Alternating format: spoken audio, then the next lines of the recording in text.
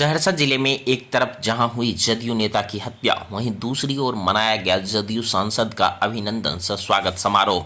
खबर सहरसा से है, जहां आज मधेपुरा से जदयू सांसद दिनेश चंद्र यादव के आगमन पर भव्य अभिनंदन सह स्वागत समारोह का आयोजन किया गया। पटेल मैदान में आयोजित समारोह में एनडीए के कई नेता एवं कार्यकर्ता सहित हजारों की संख्या में लोगों की भीड़ उमड़ पड़ी।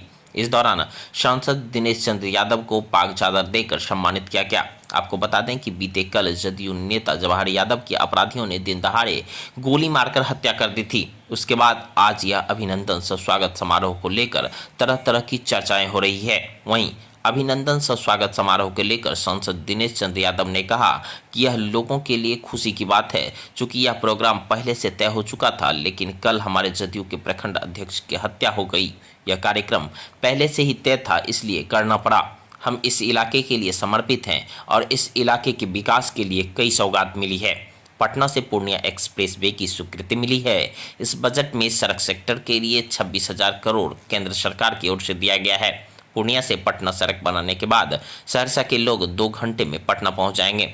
इस इलाके के लोगों के लिए सामाजिक और आर्थिक स्तर पर कई लाभ मिलेगा। वहीं जदयू नेता जवाहर यादव की हत्या एवं कानून व्यवस्था के संबंध में जब सवाल किया गया तो उन्होंने कहा कि जवाहर यादव पार्टी के सम्मानित नेता थे, जिनकी हत्या हुई है।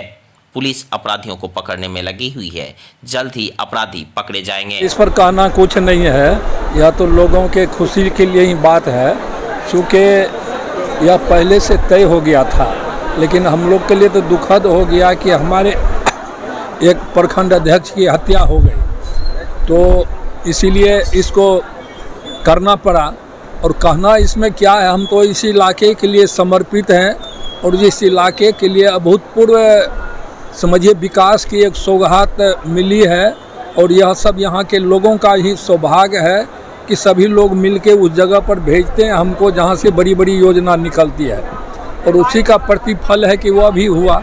इतनी संख्या में लोग आए, हम सबका आभार व्यक्त करना चाहते हैं कि हमारे ऐसे लोगों के स्वागत के लिए सभी लोग आए हैं। यही मुख्य आयोजन उसी के लिए है। कोसीवासियों के लिए किस तरह की सौगात आपने? नहीं, सौगात तो यह जो पटना से पूर्णिया एक्सप्रेस वे के निर्माण की स्वीकृति हुई है, और इस बजट में सुने होइएगा कि 26,000 करोड़ रुपया सड़क सेक्टर में भारत सरकार ने माननीय प्रधानमंत्री जी ने दिया।